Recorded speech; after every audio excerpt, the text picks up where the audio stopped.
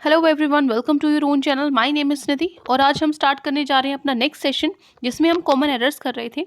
तो आज की क्लास में हमारे 15 क्वेश्चन है फिर से, जिनको हम देखेंगे अलग अलग रूल से। फर्स्ट क्वेश्चन है आपका, you have been working very hard for the past 2 years isn't it. तो इसमें आपको एरर बतानी है, फर्स्ट पार्ट में है, सेकेंड या थर्ड में। तो यहाँ पे देखिए, you have been working very hard, ये जो आपका चैप्टर है ये क्वेश्चन टैग वाला चैप्टर है। जब मैं आपके चैप्टर स्टार्ट कराऊंगी, सारे चैप्टर्स होंगे आपके, वो प्रोनाउन एडजेक्टिव सारे चैप्टर्स हम करेंगे कवर। ये जस्ट आपको एक ओवरव्यू देना है कि किस तरीके के क्वेश्चन आते हैं, क्या क्वेश्चंस इंपॉर्टेंट हैं, ठीक है। तो यहाँ पे आपका एक चैप्टर आएगा क्वेश्चन टैग, जिसके अंदर आपको यहाँ पे एक, अगर मान लीजिए पॉजिटिव सेंटेंस दिया है, ठीक है, लास्ट में आपसे एक छोटा सा क्वेश्चन पूछ लेता है कि ऐसा है क्या, ठीक है। तो इसको जो ये लास्ट में छोटा सा क्वेश्चन होता है ना, ये क्या होता है आपका क्वेश्चन टैग होता है। इसको हम क्या बोलते हैं, क्वेश्चन टैग बोलते हैं। तो ये जो क्वेश्चन टैग होता है वो किसके अकॉर्डिंग होता है, जो आपका पहले वाला सेंटेंस है, जो आपका मेन सेंटेंस है ना, मतलब जिसमें आपकी एक्चुअल बात है, ठीक है, जो मेन सेंटेंस है उसमें जो ऑक्सिलरी वर्ब यूज हुई है उसके हिसाब से होता है ये क्वेश्चन टैग, ठीक है। जो यहाँ पे ऑक्सिलरी वर्ब यूज हुई है उसी का अपोजिट, मतलब अगर यहाँ पे पॉजिटिव है, यहाँ पे हैव है, तो यहाँ पे क्या होना चाहिए, यहाँ पे हैवंट होना चाहिए, ठीक है ना। ये आपका हैवेंट, ठीक है। अगर यहाँ पे हैज होता तो यहाँ पे हैजेंट होता, अगर इज होता तो इजंट इट होता, ठीक है। इस तरीके से कैन होता तो यहाँ पे कैन नॉट होता, कांट, ठीक है। यहाँ पे कैन होता तो इधर कांट, ठीक है। तो जहाँ पे जो आपका मेन सेंटेंस है उसमें जो ऑक्सिलरी वर्ब है उसका अप वही, मतलब वर्ब तो वही यूज होगी, लेकिन उसमें हम उसका अपोजिट लगा देंगे। अगर यहाँ पॉजिटिव है तो यह नेगेटिव कर देंगे, लेकिन कभी कभार क्वेश्चन में यहाँ नेगेटिव है, अगर यहाँ पे यू हैव नॉट आता, ठीक है, तो यहाँ पे हैव इट आता, ठीक है। अगर यहाँ पे नोट आता तो सिंपल यहाँ पे क्या आ जाता, पॉजिटिव आ जाता, ठीक है ना। अगर सेंटेंस पॉजिटिव है तो क्वेश्चन टैग नेगेटिव होगा, अगर सेंटेंस आपका नेगेटिव है तो क्वेश्चन टैग पॉजिटिव होगा, ठीक है। तो यहाँ पे आपकी ऑक्सिलरी वर्ब हैव यूज हुई है तो आपका यहाँ पे क्या यूज होगा, हैवंट यू, ठीक है, हैवंट इट। तो ये आपका हो गया फर्स्ट पार्ट, जिसपे आपका आंसर क्या हो जाएगा, सी पार्ट में एरर है हमारी। तो ये हम अकॉर्डिंगली करेंगे, जो फर्स्ट सेंटेंस है उसके अकॉर्डिंग। हैव, यू हैव पूछा है तो क्या करेंगे उसका अपोजिट, हैवंट यू, ठीक है। तो सी ऑप्शन हमारा करेक्ट है। नेक्स्ट क्वेश्चन है, he commanded me as if he was my husband. वो मुझे इस तरीके से कमांड कर रहा था, इस तरीके से ऑर्डर दे रहा था जैसे कि मेरा हस्बैंड हो, ठीक है। वो उसका हस्बैंड है नहीं, उसने क्या बोला, जैसे कि मेरा हस्बैंड हो। ये वर्ड मुझे किस तरीके से पता लगा कि वो सिर्फ इमेजिन कर रहा है, एक्चुअल में उसका हस्बैंड नहीं है, वो हमें पता लगा इफ़ वर्ड से। इफ़ आ जाता है तो इसका मतलब वो जो सेंटेंस है वो कंडीशनल सेंटेंस बनता है, और कंडीशनल सेंटेंस में क्या होता है, आपको इमेजिनरी सिचुएशन, मतलब एक्चुअल में सिचुएशन वो होती नहीं है, उसको सिर्फ इमेजिन कर लिया जाता है, ठीक है। जैसे he commanded me as if he was my husband, वो मुझे इस तरीके से कमांड कर रहा था जैसे कि मेरा हस्बैंड हो, ठीक है, जो कि था नहीं। तो इमेजिनरी सिचुएशन जो एक्चुअल में ऐसा ना हो, तो वहाँ पे इफ के बाद हमेशा क्या यूज़ होता है, वर यूज़ होता है। काफ़ी बार ये आता है, लेकिन ये मोस्टली ईजी है अब तक। तो जो बच्चे तैयारी कर रहे हैं तो ये क्वेश्चन देखते ही पता लग जाता है कि इफ़ देख के वर लगा देते हैं, लेकिन उसमें कुछ एक्सेप्शंस होते हैं जो हम करेंगे, ठीक है। आप इतना ध्यान रखना, जो इफ़ है वो कंडीशनल सेंटेंस के अंदर आ जाता है, जिसमें आपको इमेजिनरी सिचुएशन दी जाती है, जिसके लिए वाज नहीं वर यूज़ होता है, ठीक है, चाहे वो सिंगुलर हो। अब यहाँ पे ही है, सिंगुलर है, लेकिन उसके साथ तो ठीक लग रहा है वाज, क्योंकि सिंगुलर के हिसाब से तो वाज ही आना चाहिए। तो यही आपका रूल है कि आपको इसको नहीं देखना, ये सिंगुलर प्लूरल क्या है इसको नहीं देखना, आपको सिर्फ इफ़ को देखना है, ठीक है। इफ़ के अकॉर्डिंग आप क्या लगाओगे, वर लगाओगे, ठीक है। तो हमारा क्वेश्चन नंबर 2 का आंसर भी क्या हो जाएगा, बी हो जाएगा, जिसमें वॉज आपका नहीं आएगा, क्या आएगा, वर आएगा, ठीक है। नेक्स्ट है question number 3, I was surprised when the hostess smiled as if she saw me before. I was surprise मतलब एकदम से चौंक जाना। I was surprised when the hostess smiled, जब मैं कब सरप्राइज हुई, जो होस्टेस उसने मेरी तरफ स्माइल की, as if she saw me before, इस तरीके से कि जैसे उसने मुझे पहले देखा हो। तो इस सेंटेंस में बताइए क्या है। देखो यहाँ पे एक वर्ड है एज इफ, ठीक है। अगर आपको मिल जाता है, देखो एज इफ या फिर आपको मिल जाता है एज दो, ठीक है, ये भी क्या करते हैं, काल्पनिक परिस्थिति को बताते हैं, इमेजिनरी सिचुएशन को बताने के लिए हम यूज करते हैं एज इफ, एज दो। ठीक है, मतलब ऐसा लगता है जैसे उसने मुझे पहले देखा हो, जैसे। ठीक है, तो ये क्या है, एक्चुअल में कंफर्म नहीं है कि उसने मुझे देखा है, लेकिन वो इमेजिन कर रही है कि ऐसा लग रहा था इस तरीके से स्माइल की कि जैसे उसने मुझे पहले देखा हुआ है। ठीक है, तो एज इफ और एज दो अगर आ जाता है वो भी इमेजिनरी सिचुएशन को बताने के लिए होता है। इनके बाद आने वाला जो सेंटेंस है वो वर्ब की सेकंड फॉर्म में होता है। ठीक है, वर्ब की सेकंड फॉर्म में होगा। ठीक है, तो सब्जेक्ट के लिए वर्ब का यूज होगा आपका, राइट। लेकिन इसी तरीके से जैसे अभी मैंने आपको पीछे बताया था कि वर्ब यूज करते हैं कंडीशनल में। ठीक है, लेकिन अगर जो वाक्य है, अगर किसी पास्ट की स्थिति के बारे में चर्चा हो, मतलब पहले की ही स्थिति को बताया जा रहा हो, तो एज इफ और एज दो के बाद आने वाला वर्ब का जो स्ट्रक्चर है वो किस तरीके से होता है, हैड प्लस वर्ब की थर्ड फॉर्म। क्या बोला है मैंने, फिर से ध्यान से सुनो। एज इफ और एज दो काल्पनिक परिस्थिति मतलब इमेजिनरी सिचुएशन बताने के लिए यूज होता है। इनके बाद आने वाले जो सेंटेंस है वो वर्ब की सेकंड फॉर्म में होगा। ठीक है, सब्जेक्ट के लिए वर्ब का यूज होगा इनमें, राइट। अभी जो मैंने आपको बताया था इफ ही वर था, पिछले सेंटेंस में वर्ब का यूज होता है। लेकिन अगर किसी पास्ट की स्थिति के बारे में चर्चा हो, यहाँ पे सब कुछ पास्ट में चल रहा है। आई वॉज सरप्राइज्ड, मैं क्या थी, मैं चौकन्ना मतलब सरप्राइज्ड थी जब उसने मेरी तरफ स्माइल किया, as if she saw me before, जैसे कि उसने मुझे पहले देखा हो। ठीक है, सारा जो सेंटेंस है वो पास्ट में चल रहा है, सारी सिचुएशंस है जो पास्ट में चल रही हैं। तो पास्ट की स्थिति के बारे में अगर चर्चा हो तो एज इफ और एज दो के बाद आने वाला वर्ब किस तरीके से हो जाता है, उसका स्ट्रक्चर हैड प्लस वर्ब की थर्ड फॉर्म हो जाती है। तो यहाँ पे सो नहीं आएगा, यहाँ पे हैड सीन आएगा। ठीक है, तो आपका एरर क्या है, हैड सीन। क्लियर है, ये हो गया आपका आंसर, सी पार्ट में आपका एरर है। ठीक है, now question number 4। Question number 4 है mother in laws are nuisance. तो मदर इन लॉज ये चीज़ आपको देखनी है। एक जब भी आपको ब्रदर इन लॉ है, मदर इन लॉ है, सिस्टर इन लॉ है, कुछ भी है, अगर आपको उसको प्लूरल बनाना है तो आपको क्या करोगे, यहाँ पे लॉज में आप एस नहीं लगाओगे, आप यहाँ पे एस लगाओगे। ठीक है, ये आपका नाउन है ना, मदर आपका नाउन है, तो अगर एक मदर है तो मदर लगाएंगे, अदरवाइज उसको प्लूरल करने के लिए मदर्स हो गया। ठीक है, ब्रदर है, ठीक है, ब्रदर है, वही रूल फॉलो होगा, ब्रदर्स हो गया।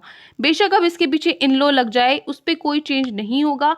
अगर आपको किसी सेंटेंस को प्लूरल बनाना है, यहाँ पे आर है, इसको प्लूरल बनाना है तो क्या होगा, मदर्स इन लॉ होगा। ठीक है, तो फर्स्ट पार्ट में आपका एरर है, फर्स्ट पार्ट में एरर है, क्या होगा, मदर इन लॉज की बजाय mother's in law.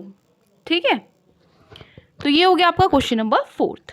Now question number 5, if I leave now I will not be able to return back before 9 PM। इसमें बताइए, if I leave now I will not be able to return back. तो यहाँ पे एक चीज़ देखिए, जो return है ना, रिटर्न का मतलब क्या होता है, वापस आना, राइट, रिटर्न करना वापस दोबारा से उस चीज़ को। तो यहाँ पे रिटर्न ही अपने आप में फुल अपना जो मीनिंग है वो एक्सप्रेस करता है। उसमें जो बैक है वो सुपरफ्लुअस है। सुपरफ्लुअस मैंने कल बताया था क्या होता है, more than what is needed, ज़रूरत से ज़्यादा। ठीक है, रिटर्न ऑलरेडी उसको अच्छे से एक्सप्रेस कर रहा है, तो बैक की यहाँ पे कोई ज़रूरत नहीं होती। रिटर्न का मतलब ही है कि बैक करना वापस से, ठीक है, वापस दे देना, ठीक है, या फिर वापस आना। ठीक है, तो दोबारा की सेंस क्या देता है, रिटर्न ही दे देता है, तो बैक की ज़रूरत नहीं होती। तो यहाँ पे इसमें जो आपकी एरर है वो क्या होगी, सी पार्ट में होगी, क्या होगी कि जो बैक है वो सुपरफ्लुअस है। इस प्रकार ये आपको ध्यान रखना है कि रिपीट के साथ अगेन है। ठीक है, जैसे रिटर्न के साथ बैक नहीं यूज़ होगा, रिपीट के साथ अगेन यूज़ नहीं होगा, क्योंकि रिपीट मतलब ही दोबारा से दोहराना होता है। और एंटर के साथ इनटू यूज़ नहीं होगा, ये 3 ध्यान रखना। ठीक है, यहाँ पे लिखवा देती हूँ। रिटर्न है, जैसे यहाँ रिटर्न के साथ क्या नहीं यूज़ होगा, बैक नहीं यूज़ होगा। रिपीट के साथ क्या नहीं यूज़ होगा, अगेन नहीं होगा, क्योंकि वो सेंटेंस को क्या बनाते हैं, सुपरफ्लुअस। ठीक है, मतलब ज़रूरत से ज़्यादा। रिपीट के साथ अगेन नहीं यूज़ होगा और एंटर के साथ इनटू नहीं यूज़ होगा। ये तीनों आपको ध्यान रखने इंपॉर्टेंट है। ठीक है, नाउ क्वेश्चन नंबर 6। क्वेश्चन 6 है I will wait for you unless you come. Unless until का एक क्वेश्चन मैंने कल भी कराया था, लेकिन वो अलग था, ये अलग है। ठीक है, उसमें अनलेस में ये था कि भाई अनलेस और अंटिल आ गया तो वो नोट की पहले से ही सेंस दे देता है, तो सेंटेंस में नोट लगाने की ज़रूरत नहीं होती। ठीक है, कल वाला रूल ये था, लेकिन आज क्या है, I will wait for you unless you come. देखो कब कहाँ आपको अनटिल यूज़ करना है, कहाँ पे अनलेस यूज़ करना है, इस बात का फ़र्क आपको पता होना चाहिए। यहाँ पे किसकी बात हो रही है, I will wait for you, time की बात हो रही है कि मैं जब तक वेट करूँगा तब तक तुम नहीं आओगे। तो देखो यहाँ पे अनलेस नहीं आएगा, अनटिल आएगा। ठीक है, आपकी क्या एरर है, यहाँ पे अनटिल आएगा। तो आपका जो आंसर है वो क्या है, बी है। क्यों है, लिखो, जो अनलेस है वो होता है शर्त के लिए। ठीक है, जो अनलेस है वो शर्त के लिए होता है। ठीक है, मतलब जब तक तुम ये नहीं करोगे तब तक मैं ये नहीं करूँगा। ठीक है, शर्त के लिए होता है। लेकिन जो अनटिल होता है वो टाइम के लिए होता है, समय के लिए होता है। ठीक है, अगर समय की बात हो रही है सेंटेंस में, समय के बेस पे कोई कंडीशन रखी गई है तो उसके लिए अनटिल यूज़ होगा, ना कि अनलेस। क्लियर है, अनलेस होगा शर्त के लिए कि जब तक तुम हार्डवर्क नहीं करोगे तुम्हें मेहनत मतलब फल नहीं मिलेगा। ठीक है, तो उस केस में आप क्या यूज़ करोगे, अनलेस। ठीक है, लेकिन अगर आपको टाइम की बात हो रही है कि मैं वेट करूंगा जब तक तुम नहीं आते, तो उसके लिए क्या यूज़ होगा, अनटिल। ठीक है, now next question, question number 7, he has come out with an unique proposal for his friends. He has come out with an unique proposal for his friends.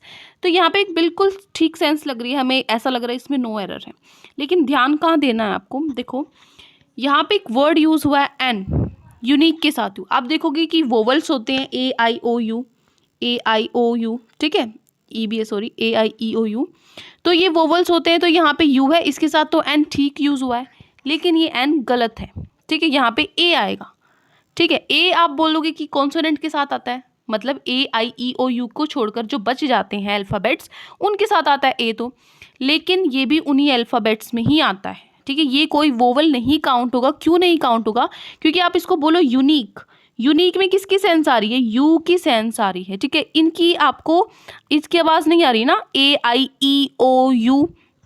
तो यहाँ पे ये यू है जो, इसमें क्या होता है, आप हिंदी में जो ये होते हैं ना, हिंदी में अ हो गया, ई हो गया, ठीक है ना, हिंदी में जो होते हैं वो आपको प्रोनाउंस करके देखना है। तो यहाँ पे जो यू है वहाँ पे य की साउंड आ रही है आपको, य। ठीक है ना, य की साउंड आ रही है। जैसे होनेस्ट है आपका, ऑनेस्ट होता है ना, आप इसको होनेस्ट तो नहीं बोलते ना, एच तो नहीं बोलते ना, लेकिन फिर भी इसमें क्या आता है, एन आता है। क्यों, क्योंकि यहाँ पे किसकी साउंड है, ओ की साउंड है। आपको साउंड पे जाना, आपको वर्ड पे नहीं जाना, चाहे आगे कुछ भी लिखा हो, आई ए आई ई ओ यू में से कुछ भी लिखा हो, आप उसे देखकर एन नहीं लगाएंगे। वो बचपन में होता था, बचपन में भी नहीं होता था एक्चुअल में, लेकिन वो जब बिल्कुल छोटे होते हैं तो सिर्फ एक ही फंडा में बताया जाता है, लेकिन वो एक्चुअली साउंड के ऊपर बेस्ड होता है। आपको बोल के देखना है, बोलने के बाद अगर इसमें से कोई साउंड आ रही है तो आप लगाओगे एन, अदरवाइज आप ए लगाओगे। तो यहाँ पे क्या है, आपका यू की आवाज़ आ रही है, य। ठीक है, य इसमें कोई नहीं होता वोवल्स में, तो यहाँ पे ए आएगा, ना कि एन। ठीक है, तो आपका जो एरर है वो कौन से क्वेश्चन में है, बी पार्ट में है। ठीक है, क्यों है, क्योंकि ये जो यूनिक है उसमें यू की साउंड से शुरू हो रहा है, तो एन नहीं आएगा, ए आएगा। ठीक है, यहाँ पे क्या आएगा, A. Question number 8, the English is a very popular language amongst South Indians. यहाँ पे क्या एरर है, देखिए, the English is a very important, is a यहाँ पे ठीक है। अब सब कुछ भी ये नहीं है कि सब पे ए और एन पे ही ध्यान दो।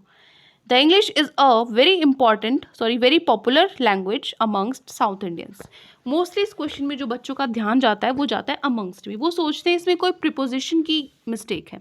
ठीक है, लेकिन बेटा एक चीज़ आपको पता होनी चाहिए, यहाँ पे एक वर्ड यूज़ हुआ है द इंग्लिश। आपको ये देखना है कि जो आपका सेंटेंस है वो किस कंटेक्स्ट में यूज़ हुआ है। ठीक है, यहाँ पे क्या बात हो रही है, लैंग्वेज की बात हो रही है। The English is a very popular language, जो इंग्लिश भाषा है, ठीक है, अंग्रेजी भाषा है, जो इंग्लिश लैंग्वेज है वो बहुत ज़्यादा पॉपुलर है साउथ इंडियंस में। ठीक है, तो यहाँ पे द इंग्लिश लैंग्वेज को प्रेफर नहीं करता, यहाँ पे द इंग्लिश है वो गलत है।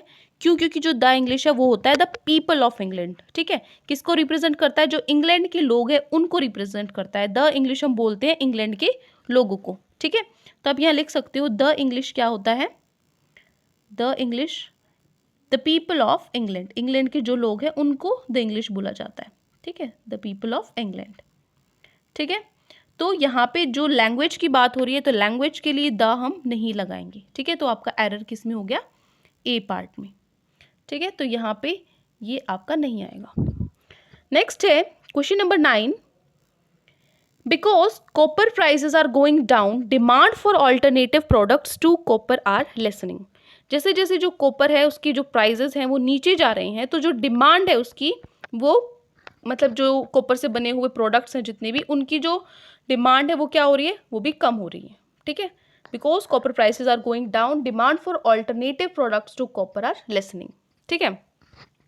तो यहाँ पे देखिए इसमें क्या एरर है, इसमें वर्ब की कोई एरर है, देखिए यहाँ पे बिकॉज कॉपर प्राइसेस आर, ठीक है, प्राइसेस की बात हो रही है, आर ठीक है, going down, demand for alternative products to copper are lessening. तो यहाँ पे आप एक चीज़ देखो, सब्जेक्ट क्या है, सबसे पहले आप ये बताओ। इस सेंटेंस में जो सब्जेक्ट है यहाँ के लिए कॉपर वायर्स के लिए तो हमने यूज़ कर लिया, copper wires are going down, ये बिल्कुल ठीक है। नेक्स्ट है demand for alternative products, demand for alternative, यहाँ पे जो डिमांड है ये आपका सब्जेक्ट है, लेकिन जो बच्चे हैं वो प्रोडक्ट्स के हिसाब से लगाते हैं, ठीक है। जो डिमांड है ये क्या है, आपका सब्जेक्ट है। और कैसा है सब्जेक्ट, सिंगुलर या प्लूरल, सिंगुलर है सब्जेक्ट, तो डिमांड सिंगुलर है, ठीक है। तो डिमांड सिंगुलर है तो जो आर है वो नहीं आना चाहिए, यहाँ पे तो इज आना चाहिए। Demand for alternative products to copper is lessening, ठीक है। यहाँ पे जो बच्चे हैं वो प्रोडक्ट्स को देखकर आर लगाते हैं, प्रोडक्ट्स तो सब्जेक्ट है ही नहीं, ठीक है। सब्जेक्ट के अकॉर्डिंग वर्ब लगती है ना, यहाँ पे सब्जेक्ट आपका डिमांड है जो कि सिंगुलर है, इसीलिए यहाँ पे आर की बजाय इज आएगा, और जो हमारा ऑप्शन सी है उसमें एरर है, ठीक है। नाउ क्वेश्चन नंबर 10 क्वेश्चन है, there is no money in the bank in Rajesh and Reena's joint account. There is no money in, यहाँ पे कोई डाउट, यहाँ तक कोई दिक्कत नहीं है। इन द बैंक, इसमें तो कुछ आपको दिया ही नहीं हुआ, ना वर्ब ना एडजेक्टिव, कुछ भी नहीं है। आपको सिर्फ देखने को क्या मिल रहा है, देखिए यहाँ पे अपोस्ट्रॉफी एस लगा हुआ है यहाँ पे, है ना। तो यहाँ पे 2 बार लगा हुआ है। तो आपका रूल क्या कहता है कि अगर 2 नाउन्स कोई भी सेम एंटिटी को पोसेस करते हैं तो जो सेकंड है सिर्फ उसी पर ही आपका क्या लगेगा, अपोस्ट्रॉफी का साइन लगेगा। अपोस्ट्रॉफी का साइन कौन सा होता है, जो ये ऊपर आपको कोमा दिख रहा है ना, ये, ठीक है ना, ये जो ऊपर कोमा है ये क्या है, आपका अपोस्ट्रॉफी का साइन है। तो आपको जब भी 2 नाउन्स एक ही चीज़, एक ही सेम एंटिटी को क्या कर रहे हैं, रिकमेंड कर रहे हैं, ठीक है, एक ही एंटिटी की बात हो रही है, सेम एंटिटी की, तो वहाँ पे क्या होगा, 2 नाउन्स में से जो पीछे वाला है ना, सेकंड वाला है, सिर्फ उसी में अपोस्ट्रॉफी लगाना है, सब में आपको नहीं लगाना, ठीक है। तो यहाँ पे जो राजेश है इसमें ये नहीं आएगा, यहाँ पे सिर्फ सिंपल से आप राजेश लिखोगे, ना कि राजेश, ठीक है, पीछे एस नहीं लगाओगे। तो आपका जो आंसर है वो क्या है, बी पार्ट में आपका एरर है, ठीक है। There is no money in the bank in Rajesh and Reena's joint account, जो उनका जॉइंट अकाउंट है उसके जो बैंक है उसी की सेम एंटिटी की बात हो रही है, तो दोनों नाउन्स में से सिर्फ सेकंड वाले पे ही हम क्या लगाएंगे, अपोस्ट्रॉफी, ठीक है। नेक्स्ट है question number 11, a person I met in the theatre was the playwright himself. जो पर्सन मुझे मिला था थिएटर में वो खुद ही क्या था, एक was a play right himself, वो खुद ही एक प्ले राइट था। अब देखो यहाँ पे अ पर्सन आई मैट, जो पर्सन मुझे मिला था, ठीक है, उसकी बात हो रही है यहाँ पे। ये उसमें तो वो तो हमें पता लग रहा है कि ये पास्ट में है, ठीक है। इसमें टेंस की तो कोई मिस्टेक नहीं है, वर्ब की यहाँ पे कोई मिस्टेक, सिंपल है। द पर्सन, एक पर्सन की बात हो रही है, वॉज उसके अकॉर्डिंग बिल्कुल ठीक है, ठीक है, क्योंकि पास्ट में भी है वो, सिंगुलर के साथ सिंगल भी है आपका, ठीक है। तो और कोई तो इसमें दिक्कत है नहीं, लेकिन यहाँ पे देखो अ पर्सन लिखा हुआ है। आप सोचोगे कि एक ही पर्सन से तो मिला था ना, जिस पर्सन से वो मिला था उसी की बात कर रहा है, ठीक है। और यहाँ पे वोवल्स भी नहीं है, तो इसका मतलब ए ठीक है। लेकिन आपको क्या ध्यान रखना है कि जो द होता है ना, द यूज होता है किसके लिए, स्पेसिफाइड ऑब्जेक्ट के लिए, स्पेसिफाइड पर्सन के लिए, कि हम उस बंदे के पर्टिकुलर बंदे के बारे में बात कर रहे हैं, तो वहाँ पर ए नहीं यूज होगा, वहाँ पे द यूज होगा, ठीक है ना। ए अगर आपने यूज कर लिया तो वो अननोन है, इसका मतलब आपसे वो मिल ही चुका है, पहले आपसे मिल चुका है। द पर्सन आई मेट, जो मुझे मिला था, आप उस पर्टिकुलर बंदे की तरफ पॉइंट आउट कर रहे हो कि उस बंदे की मैं बात कर रहा हूँ जो मुझे मिला था, तो आपको पता है, तो वो स्पेसिफाइड ऑब्जेक्ट या स्पेसिफाइड पर्सन की बात हो रही है, तो द हम यूज़ करते हैं, ए यूज़ नहीं करते। तो जो आपका आंसर क्या हो जाएगा, ए पार्ट में आपकी एरर है, ठीक है। नेक्स्ट इज क्वेश्चन 12 है, the students were nervous as the exam didn't begin on time. जो स्टूडेंट्स थे वो नर्वस थे क्योंकि जो एग्जाम है वो टाइम पर शुरू नहीं हुआ, ठीक है। The students were nervous as the exam did not begin on time. देखो यहाँ पे क्या ध्यान रखना है, जब भी आपका आ जाए डिड के बाद क्या यूज होता है, base form of verb use होती है, ठीक है। वर्ब की बेस फॉर्म यूज होती है आपकी, मतलब वर्ब की फर्स्ट फॉर्म यूज होती है। तो यहाँ पे जो बिगिन है, यहाँ पे सिंपल फर्स्ट फॉर्म ही आएगी, बिगिन आएगा, ठीक है। तो आपकी जो एरर है वो किस में है, बी पार्ट में, ठीक है। डिड के साथ आपकी जो वर्ब की बेस फॉर्म है वो यूज होती है, तो बिगिन को छोड़कर क्या आएगा, बिगिन आएगा, ठीक है, BEGIN। तो ये है आपका मतलब बी में आपका एरर है। Clear. Next is I was shocked to hear that his father died of an accident. मैं बहुत हैरान था, शॉक था ये सुनकर कि जो उसके फादर हैं उनकी एक्सीडेंट में उनकी डेथ हो गई। ठीक है, तो यहाँ पे आपको 3 चीज़ें ध्यान रखनी है जब भी आपको कोई बीमारी से मरने की बात की जाए। ठीक है, मतलब died of cancer, died of malaria, इस तरीके से, मतलब कोई बीमारी के कारण अगर मर रहा है, बीमारी से मरना। ठीक है, बीमारी से मरने के लिए आप क्या यूज़ करोगे, डाइड ऑफ यूज़ करोगे। ठीक है, डाइड ऑफ यूज़ करोगे। नेक्स्ट है अगर आप किसी कारण से मरते हो, कारण से मरना।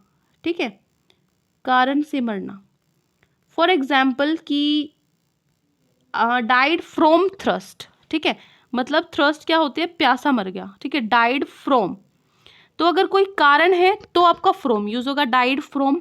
अगर कोई बीमारी है तो ऑफ यूज होगा। अब आप कहोगे यहाँ पे तो डाइड ऑफ एन एक्सीडेंट है, एक्सीडेंट तो क्या है, एक्सीडेंट के लिए यहाँ पे क्या होता है, हमेशा अगर आपको दिया जाए एक्सीडेंट के लिए तो आप ना ऑफ यूज करोगे ना फ्रॉम यूज करोगे, आप क्या यूज करोगे, डाइड इन एक्सीडेंट।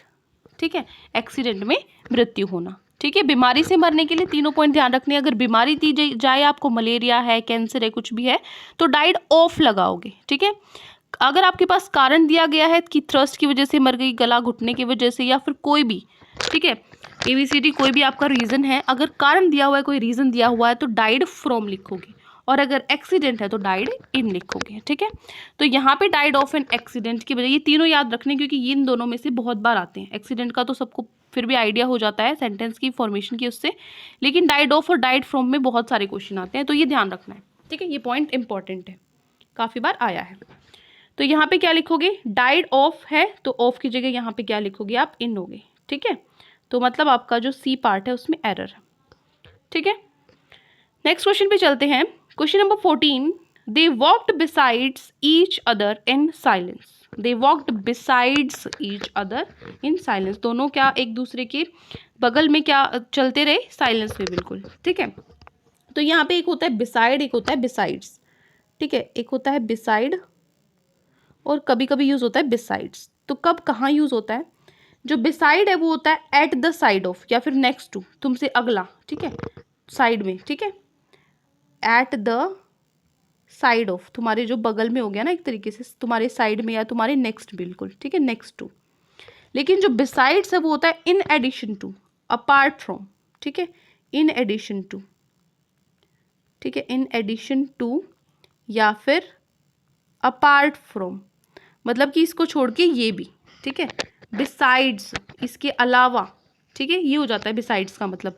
लेकिन यहाँ पे एक दूसरे के साथ साथ चलना है, तो मतलब एक दूसरे के साइड, एक दूसरे के नेक्स्ट में चल रहे हैं, तो वो क्या आ जाएगा, यहाँ पे बिसाइड आएगा। तो बिसाइड्स को काट कर हमें क्या करना पड़ेगा, यहाँ से एस हटाकर बिसाइड करना पड़ेगा। ठीक है, डिफरेंस समझ में आ गया बिसाइड और बिसाइड्स में। बिसाइड में मतलब तुम्हारे साइड में, नेक्स्ट टू, लेकिन बिसाइड्स मतलब है in addition to, apart from. Apart from मतलब इसके अलावा। ठीक है, तो they walked beside each other in silence. ठीक है, आपका एरर कौन से पार्ट में, आपका एरर है ए पार्ट में। ठीक है, now last question, question number 15, you need not to worry about the exam fees as I have already paid it. तुम्हें चिंता करने की कोई ज़रूरत नहीं है एग्जाम फीस को लेकर, क्योंकि मैंने ऑलरेडी उसको पे कर दिया है। ठीक है, ऑलरेडी मैंने फीस भर दी है।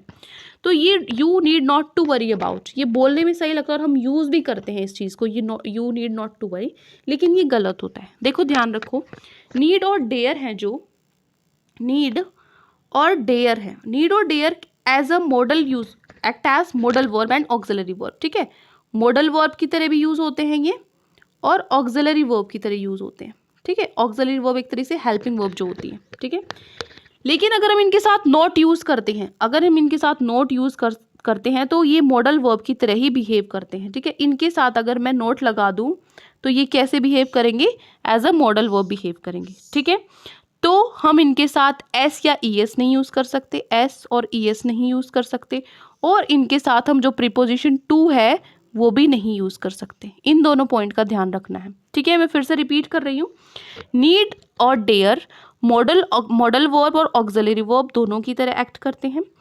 सो when we use not with them, अगर हम इसके साथ नॉट यूज करते हैं, they act as modal verbs, तो नॉट यूज करने के बाद ये मॉडल वर्ब की तरह ही बिहेव करते हैं, फिर ये ऑक्सिलरी वर्ब की तरह नहीं बिहेव करते। तो अगर ये मॉडल वर्ब की तरह बिहेव करते हैं तो हम इनके साथ एस ई एस नहीं यूज कर सकते, so we can not add S और E S with them and also can not use preposition to with them. ठीक है, तो मतलब जो यहाँ पे टू प्रीपोजिशन है ये नहीं आएगी, इस पॉइंट का आपको ध्यान रखना है। ठीक है, तो आपका 15th में जो एरर है वो किस में है, ए पार्ट में है, जिसमें हम क्या लिखेंगे, टू आपका कट जाएगा। ठीक है, तो ये 15 क्वेश्चंस थे। तो देखो कल के जो 15 क्वेश्चंस और आज के जो 15 क्वेश्चंस है, ये 30 क्वेश्चन हो गए, मोस्ट इंपॉर्टेंट क्वेश्चन है, और आप इसमें से आपको कोई भी क्वेश्चन रिपीट नहीं मिलेगा जिसमें आपका जो रूल है वो रिपीट हो रहा हो। 30 के 30 क्वेश्चन है, मतलब 30 अलग अलग रूल्स हैं, और ये भी प्रीवियस ईयर है जो पिछले पेपर्स में आए हैं, तो बहुत इंपॉर्टेंट है, इनको रिवाइज कर लेना ज़रूर। ठीक है, कोई भी डाउट है आपको कहीं पर भी तो कमेंट सेक्शन में आप बता सकते हैं, और अगर आपको वीडियो अच्छी लगी तो चैनल को सब्सक्राइब कर सकते हैं, वीडियो को लाइक कर सकते हैं। आज के लिए इतना ही, मिलते हैं अगली वीडियो में। Thank you and have a great day.